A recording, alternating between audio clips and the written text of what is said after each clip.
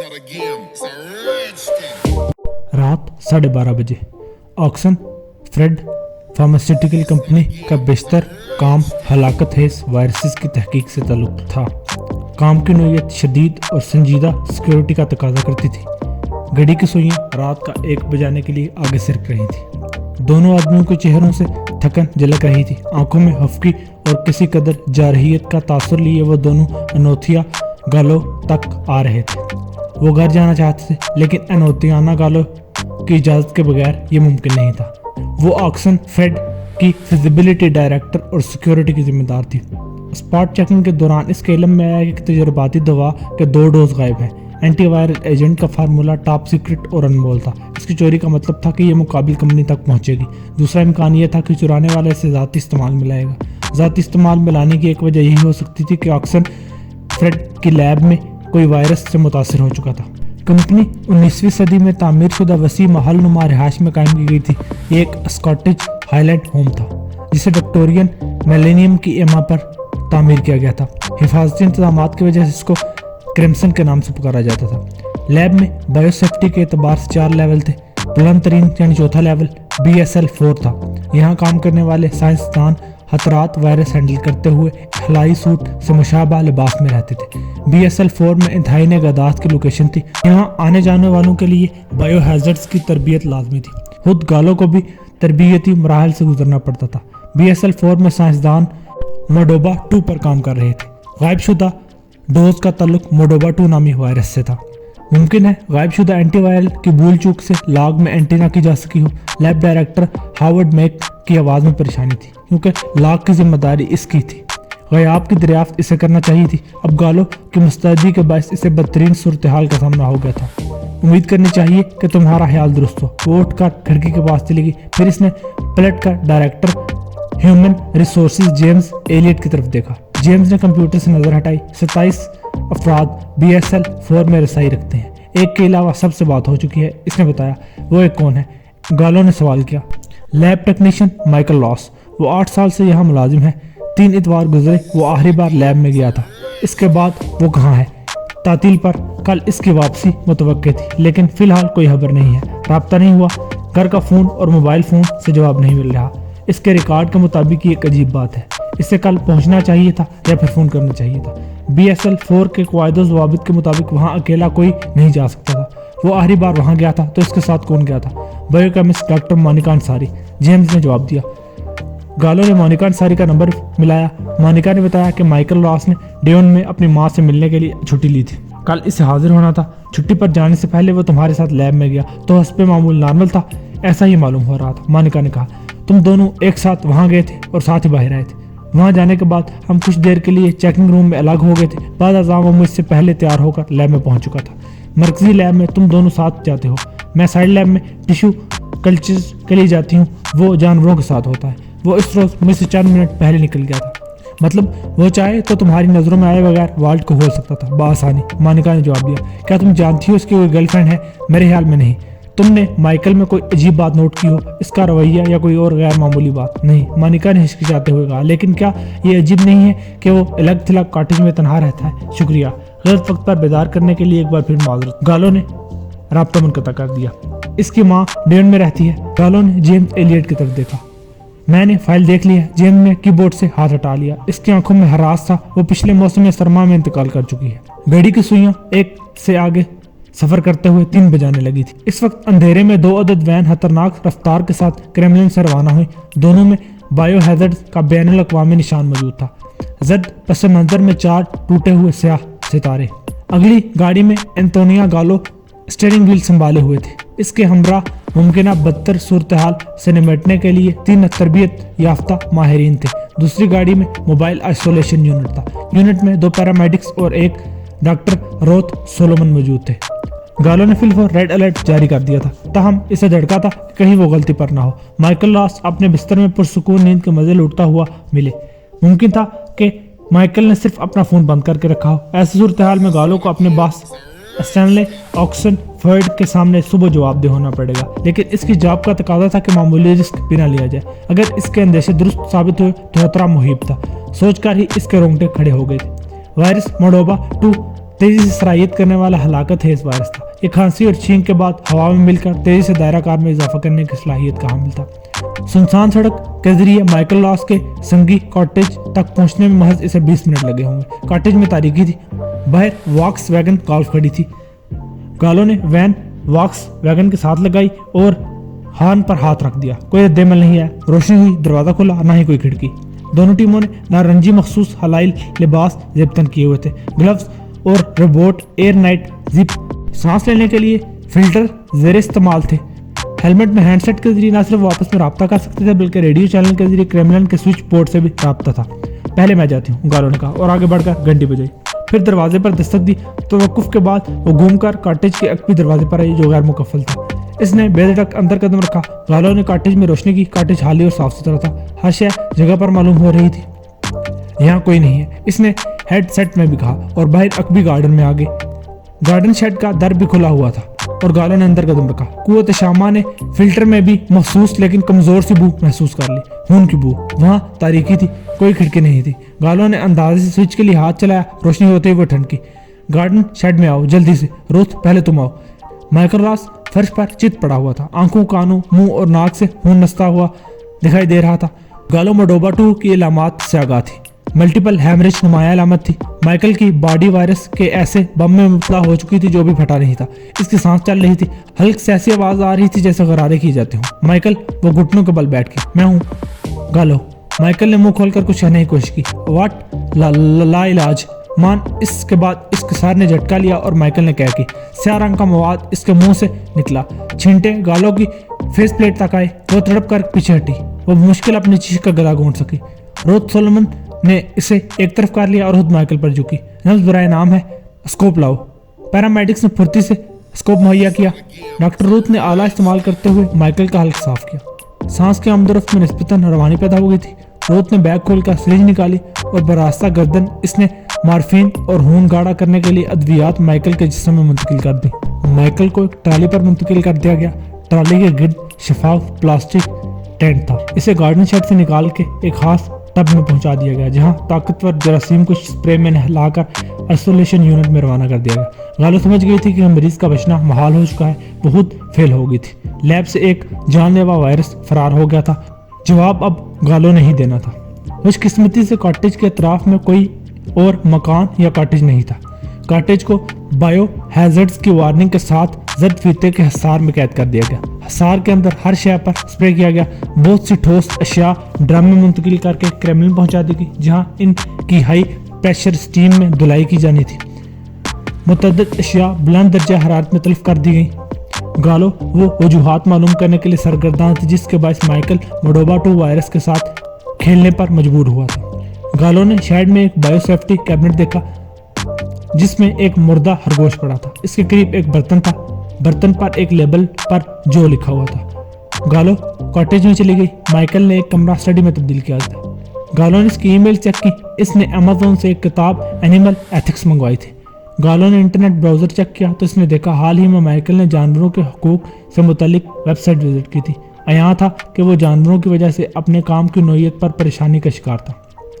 गालो ने इसके लिए हमदर्दी महसूस की, लेकिन इस किस्म की साइंसी तहकीकात में जानवरों का इस्तेमाल मजबूरी थी। तजर्बात इंसानों पर नहीं किए जा सकते थे। खिड़की में नीली रोशनी की झलक ने इसकी तवज्जो हटाई। वो एक ग्रे वोल्वो सैलून थी जिसकी छत पर पुलिस लाइट की चमक खिड़की से अंदर आई। क्रिटिकल इंसिडेंट रिस्पांस प्लान खुद गालो की जहनी एख्तरा थी। प्लान के मुताबिक रेड अलर्ट होते ही क्रेमलिन में मौजूद गार्ड्स ने ऑटोबर्न में पुलिस को फोन कर दिया था। गालो सुपरिटेंडेंट जिम की मुंतजिर थी।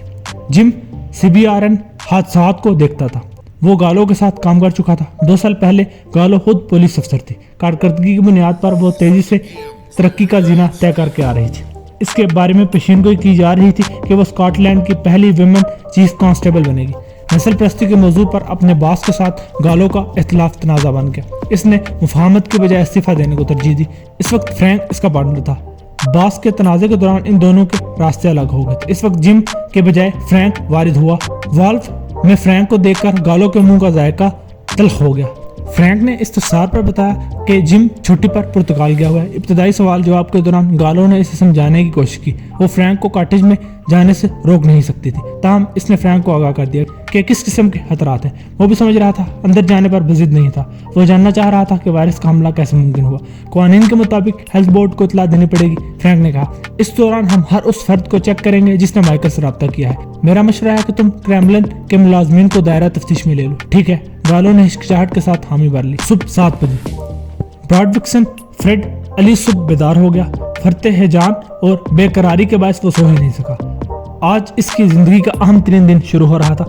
وہ آکسن فرڈ میڈیکل میں نقب لگانے جا رہا تھا۔ باپ سے بدلہ لینے کا دن تھا۔ وہ اسٹینلے آکسن فرڈ کی معاشی بربادی کو بنیاد رکھنے کے لیے تیار تھا۔ براڈ بستر پر لیٹا کمپنی کی سیکیورٹی کے بارے میں سوچ رہا تھا۔ Razor wire, double funnel guard, tamper proof alarm, CCTV cameras, patrolling اور آخر میں پلاسٹک کے محسوس کارڈ پر تصویر اور فنگر پرنٹ کی چپ۔ فول پروف سیکیورٹی سسٹم کو کم از کم براڈ کے لیے مسئلہ نہیں تھا۔ وہ گھر کا بیدی تھا، اس نے کمپیوٹر سائنس میں ٹاپ کیا ہوا تھا۔ کریملن کی تمام تر سیکیورٹی کو کنٹرول کرنے والا سافٹ ویئر براڈ نے ڈیزائن کیا تھا۔ وہ باپ کی کمپنی میں کام کرتا تھا۔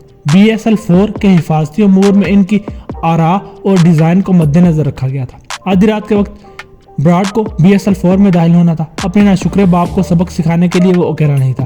اس کی ٹولی میں نائجل بکانن اور اس کے 2 ساتھی بھی تھے۔ براڈ کو ڈیجیٹل کوڈ کی مدد سے ریفریجریٹر وال کھولنا تھا اور نائجل نے انمول اینٹی وائرل ڈرگ کے نمونے چرانے تھے۔ وہ ڈرگ زیادہ دیر تک اپنے پاس نہیں رکھ سکتا تھا۔ ڈرگ نائجل نے آگے کسی کے حوالے کرنی تھی۔ براڈ اس سے بے خبر تھا کہ نائجل کس کے لیے کام کر رہا تھا۔ براڈ کے خیال میں وہ کوئی ملٹی نیشنل فارماسیوٹیکل کمپنی کے لیے کام کر رہا تھا۔ نامعلوم کمپنی نہ صرف برسوں کی تحقیقات سے بچتی بلکہ اسے آکسن فریڈ کو لائسنس کی مد میں کچھ نہ کچھ دینا پڑتا۔ اس طرح کمپنی کے کئی ملین ڈالر خرچ ہونے سے محفوظ رہتے۔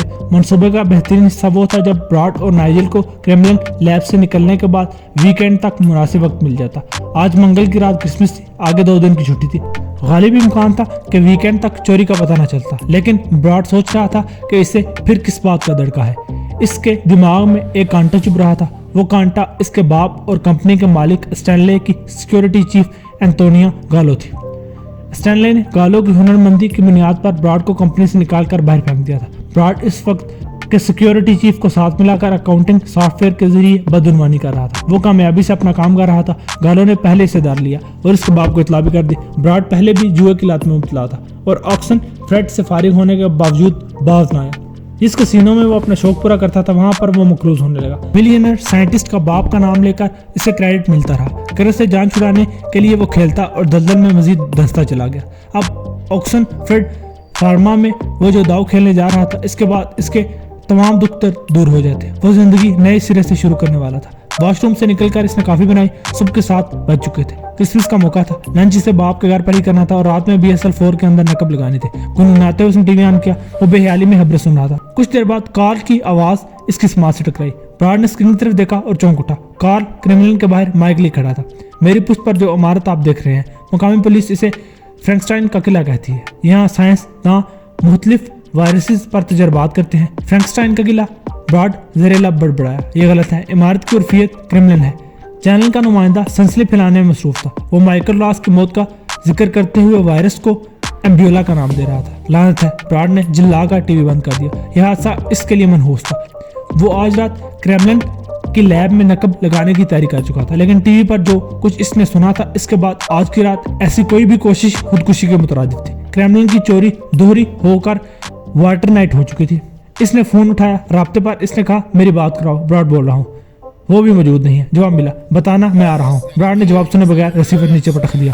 خبر تو اس نے دینی ہی تھی۔ گالو نے مایوسی کے عالم میں آکسن فریڈ میڈیکل کے چیئرمین اسٹینلے کو فون ملایا۔ اسٹینلے کا پہلا سوال تھا، کیا تم خیریت سے ہو؟ گالو ایسی نرمی اور مہربانی کی توقع نہیں کر رہی تھی۔ وہ اب دیدہ ہوگی، میں ٹھیک ہوں۔ یہ سب کیسے ہوا؟ بظاہر ایسا ہے جیسے لیب میں خرگوش کو گھر لے کر آیا تھا۔ خرگوش کے کاٹنے سے وائرس منتقل ہوا۔ مجھے شبہ ہے، اسٹینلے نے متانے سے کہا۔ فوٹی چیک کرو، میں 8 بجے پہنچ رہا ہوں۔ تم سے چند سوالات کرنے ہیں۔ اوکے، ایک بات اور، سٹاف پہنچنا شروع ہو جائے گا، کیا تم گریٹ ہال میں سب کو بریف کر دو گی؟ گڈ پوائنٹ، میں 9:30 بجے تک کروں گی۔ اسٹینلے آکسن فریڈ ایک 60 سال کا دراز قامت آدمی تھا، بال سفید، آنکھیں نیلی۔ اینتونیا گالو اس کے ساتھ سینئر مانیٹرنگ اسٹیشن میں موجود تھی. وہ باس کو تفصیل کے ساتھ ٹھہر کر ویڈیو فوٹیج وغیرہ دکھا رہی تھی. درمیان میں سوال و جواب کا سلسلہ جاری تھا. موڈوبا 2 کا تعلق ایبولا کی فیملی سے تھا. BSL-4 میں اینٹی وائرل ڈرگ کے لیے تجربات کی جا رہے تھے. نئی اینٹی وائرل کئی ایک وائرس کے خلاف کامیاب توڑ ثابت ہو رہی تھی، لیکن موڈوبا 2 کے خلاف مؤثر نہیں ہو رہی تھی. پہلے خرگوشوں کے گروپ کو موڈوبا 2 سے متاثر کیا گیا، پھر ان کے خون میں اینٹی وائرل ڈرگ شامل کی گئی. تجربہ ناکام رہا، یعنی اینٹی وائرل انسانوں کے لیے بھی ناکارہ تھی. لیکن مائیکل لاس کئی ہفتے قبل آخری بار لیب میں گیا. اس وقت یہ رزلٹ سامنے نہیں آیا تھا. اس کے ذہن میں تھا کہ ڈرگ موڈوبا 2 کے خلاف بھی کارآمد ہے. وہ ڈفل بیگ میں بے ہوش خرگوش لیب میں لے گیا اور اسے متاثرہ خرگوش سے تبدیل کر دیا. ڈوز چرائے اور متاثرہ خرگوش کو ڈفل بیگ میں لے کر آیا. جیسے آیا ویسے ہی نکل گیا. اس کے ساتھ مونیکا انصاری تھی، لیکن چینجنگ روم کے علاوہ مائیکل کو مونیکا سے نظر بچانے کے کئی مؤثر مواقع ملے تھے. چھوٹا ڈوز اس نے خرگوش کو بچانے کے لیے اور بڑا اپنے لیے رکھا تھا. ڈرگ نے کام نہیں کیا، خرگوش کے ساتھ وہ بھی مارا گیا. گالو کا پہلا خیال غلط نکلا. خرگوش نے مائیکل کو کاٹا تھا. در حقیقت اس نے لیب میں خود کو وائرس کا انجیکشن لگایا تھا. تفتیشی میٹنگ کے اختتام پر اسٹینلے نے گالو سے کہا کہ اسے روکا جا سکتا ہے. ہاں، آپ کو ہم اسی کام کا معاوضہ دیتے ہیں. میں ناکام ہو گئی. گالو کی ملازمت ایک بار پھر خطرے میں تھی اور وہ ذہنی طور پر خود کو تیار کر رہی تھی. تمہارے آنے کے بعد یہاں کافی مثبت تبدیلیاں آئی ہیں. سیکیورٹی پہلے سے کہیں زیادہ بہتر ہو چکی ہے. خود کو الزام نہ دو. اس وقت جو کچھ میں نے دیکھا ہے اور سمجھا ہے، اس کے بعد دو باتیں ذہن میں آتی ہیں. اول، جو کچھ مائیکل نے کیا اس کا اندازہ قبل از وقت ممکن نہیں تھا. دوم، اندر کا آدمی کیا کر سکتا ہے، اس کا ہمیں بہتر اندازہ ہوا ہے. اب ہم داخلی سیکیورٹی پر نئے سرے سے چند اقدامات اٹھائیں گے. آگے بہت مصروفیت ہے، اس لیے خود کو تیار کرو. گالو نے حیرت اور خوشی کے ملے جلے احساسات کے ساتھ اس کا شکریہ ادا کر دیا. براڈ آکسن فریڈ ایک گھنٹے سے ہیری میک کا انتظار کر رہا تھا. ہیری کی غیر قانونی سلطنت اسکاٹ لینڈ اور برطانیہ کے شمالی حصے تک پھیلی ہوئی تھی. ہیری کا تمام منافع جوئے، منشیات، چوری، جسم فروشی اور اسمگلنگ جیسے دندوں سے نکلتا تھا. جس کسینو میں براڈ جوا کھیلتا تھا وہ بھی ہیری کی ملکیت تھا. پہلی مرتبہ جب براڈ کا قرضہ بڑھتا ہوا 50,000 پاؤنڈ تک پہنچا تو اس نے باپ کے سامنے ہاتھ پھیلایا. جواب میں اسے آکسن فریڈ فارما کی ملازمت سے ہاتھ دھونے پڑے. گالو نے براڈ کی بدعنوانی پکڑ لی تھی. براڈ نے گالو کو رام کرنے کی کوشش کی، لیکن گالو نے پوری کہانی اس کے باپ اسٹینلے آکسن فریڈ کو سنا دی. براڈ کے ساتھ اس وقت کے سیکیورٹی چیف رونی کو بھی ملازمت سے ہاتھ دھونا پڑ گئے. بعد ازاں گالو کو چیف کے عہدے پر ترقی دے دی گئی. تاہم اسٹینلے نے بیٹے کا قرض اتار دیا. براڈ نے جوا نہ کھیلنے کا وعدہ کر دیا، لیکن جوئے کی لت نے زیادہ دیر تک اسے اپنے وعدے پر قائم نہ رہنے دیا. وہ ایک مرتبہ پھر مقروض ہو کر باپ کے پاس جانے پر مجبور ہو گیا. اس مرتبہ سوائے شرمندگی کے کچھ ہاتھ نہ آیا. براڈ نے باپ کے ساتھ تلخ کلامی کی اور ملک چھوڑنے کا پروگرام بنایا، لیکن ملک بدر ہونے کی بجائے اس نے جوئے کے ذریعے قرض اتارنے اور کمانے کی کوشش کی اور قرض کی دلدل میں اترتا چلا گیا. قرضہ 2.5 لاکھ پاؤنڈ تک بڑھ چکا تھا. اتنی رقم کے لیے ہیری قطب شمالی تک اس کا پیچھا نہ چھوڑتا. براڈ کا دماغ خودکشیوں کے طریقے پر غور کر رہا تھا. وہ اس وقت جہاں بیٹھا ہیری کا انتظار کر رہا تھا. اس وسیع و عریض قیامگاہ پر 3 ہفتے قبل اسے طلب کیا گیا تھا. اس وقت براڈ کو اپنا انجام صاف دکھائی دے رہا تھا. اس کی ملازمت نائجل سے کرائی گئی تھی. نائجل کا پہلا سوال تھا، کیا تم مجھے BSL-4 میں لے جا سکتے ہو؟ اس ملاقات میں نائجل کے علاوہ وہاں 2 نفوس اور تھے. ہیری کی 25 سالہ بیٹی ڈیزی. ڈیزی کا سر گنجا، ٹوٹی ہوئی ہمیدہ ناک، نچلے ہونٹ میں چھوٹا سا رنگ ترازو تھا. دونوں کندھوں پر ٹیٹو اور بدن ورزشی تھا. چہرے کی نسوانیت مسخ شدہ تھی. اس کے ساتھ اس کا ایک ہم عمر سیافام تھا. سیافام کا نام ایلٹن تھا. براڈ بدتر نتائج کا سامنا کرنے کے لیے آیا تھا، لیکن وہاں جب دوسری بات شروع ہوئی تو اس نے سکون کی سانس لی. براڈ اپنی خوش قسمتی پر شک کر رہا تھا. ایک رات کا کام اور نائجل اسے 3 لاکھ پاؤنڈز کی پیشکش کر رہا تھا. قرض اتارنے کے بعد بھی کافی رقم بچ جاتی اور اس کے علاوہ براڈ اسٹینلے اور گالو کا حساب بھی بے باک کر دیتا. وہ اگلے 3 ہفتوں تک منصوبہ بندی کرتا رہا. اس دوران نائجل سے اس کی کئی ملاقاتیں ہو چکی تھی. ہر ملاقات میں ڈیزی اور ایلٹن موجود تھے. 3 لاکھ ہاتھ میں آتے ہی 2.5 لاکھ ڈیزی نے وصول کرنے تھے. براڈ 3 ہفتہ قبل وہاں آیا تو وہ ہراساں تھا. آج پھر خوف زدہ تھا. وہ ہیری کو بتانے والا تھا کہ BSL-4 میں نقم لگانے کا منصوبہ ناقابل عمل ہو چکا ہے. وہ ہیری کے شاندار گھر میں سوئمنگ پول کے قریب بیٹھا انتظار کر رہا تھا. 1 گھنٹے بعد ڈیزی پیراکی کے مختصر لباس میں نمودار ہوئی اور پول میں چھلانگ لگا دی. کچھ دیر بعد 50 سالہ ہیری اپنے باڈی گارڈ کے ساتھ جلوہ فروز ہوا. اس نے گرین رنگ کا گون پہن رکھا ہوتا. آج کے دن تمہیں یہاں نہیں ہونا چاہیے. ہیری آرام دہ کرسی پر نیند دراز ہو گیا. ضروری بات ہے، براڈ نے کہا. آپ نے خبر سنی ہوگی، آکسن فریڈ فارما کا ایک ملازم وائرس کی زد میں آ کر ہلاک ہو گیا. تم چاہتے ہو کہ میں اس کے لیے پھول روانہ کروں؟ سیکیورٹی بہت بڑھا دی گئی ہے. وہاں جانے کا یہ بدترین موقع ہے. پہلی بات ذہن میں رکھو. ہیری نے تلائی لائٹر سے سگریٹ سلگایا. جب میں کہوں کیسا کرنا ہے تو کرنا ہے. اگر تم ہاں، لیکن خواب میں بھی میری بات کاٹنے کی جرت نہ کرنا. ہیری فنکارا. براڈ نے منہ بند کر لیا اور ہونٹ سی لی. دوسری بات، نائجل عام آدمی نہیں ہے. لندن میں اس کے چند خاص افراد سے تعلقات ہیں، تم بالواسطہ طور پر ان خاص لوگوں کے لیے کام کر رہے ہو اور ان کو وعدہ خلافی پسند نہیں ہے۔ ہیری نے رک کر براڈ کو تولا۔ براڈ نے بولنے کی حماقت نہیں کی، وہ گویا مفلوج ہو کر رہ گیا تھا۔ تیسری بات یہ کہ تم میرے $250,000 کے مقروض ہو اور اس سے پہلے کوئی اتنا میرا مقروض نہیں ہوا اور تم ابھی تک اپنے پیروں پر ہی ہو، سمجھ گئے نا؟ براڈ نے اس بات میں سر کو جنبش دی۔ لہٰذا مجھے یہ بتاؤ کہ آج رات تم کیا کرنے والے ہو؟ براڈ نے ہمت مجتمع کی۔ میں صرف اتنا کہہ رہا ہوں کہ منصوبہ اپنی جگہ پر ہی ہے، لیکن کچھ وقت کے لیے اسے ملتوی کرنا پڑے گا۔ منصوبہ برباد کرنے سے بہتر ہے کہ تھوڑا انتظار کر لیا جائے۔ ہیری نے جواب دینے کے بجائے سوئمنگ پول کی طرف دیکھتے ہوئے اشارہ کیا اور ڈیزی پانی سے باہر آ گئی۔ ڈیزی، براڈ انتظار کرنے کے لیے کہہ رہا ہے، اس کو سمجھاؤ۔ ہیری کھڑا ہو گیا اور واپس چل دیا۔ براڈ نے وحشت سے ہیری کی بدمعاش بیٹی کو دیکھا۔ میں نہیں چاہتا کہ جلد بازی میں ہمارا کام خراب۔ ڈیزی نے اس سے گربان پر ہاتھ ڈالا اور بآسانی اسے پول میں دھکیل دیا۔ براڈ پانی سے باہر آنے کی کوشش کر رہا تھا۔ ڈیزی آبی بلا بن کر اس کے اوپر کود گئی۔ آنن فانن براڈ کے قدم تہ سے جا لگے۔ سانس لینے کے لیے اس کا پانی سے باہر آنا ضروری تھا۔ وہ ڈیزی کے مردانہ گرفت میں ہاتھ پیر چلا رہا تھا۔ ڈیزی نے اسے ٹانگوں میں جکڑا ہوا تھا۔ اس کا بایاں بازو براڈ کی گردن میں تھا۔ بدحواسی نے براڈ پر حملہ کر دیا۔ پھیپھڑوں میں آگ تھی، اس کا منہ کھل گیا۔ پانی نے اندر راستہ بنا لیا۔ وہ بری طرح مچلا، تاہم ڈیزی کی گرفت سے نکلنے میں ناکام رہا۔ پانی جسم کے اندر داخل ہوتا رہا، حواس رخصت ہو رہے تھے، دماغ میں اندھیرا پڑتا جا رہا تھا۔ مزاحمت دم توڑ گئی۔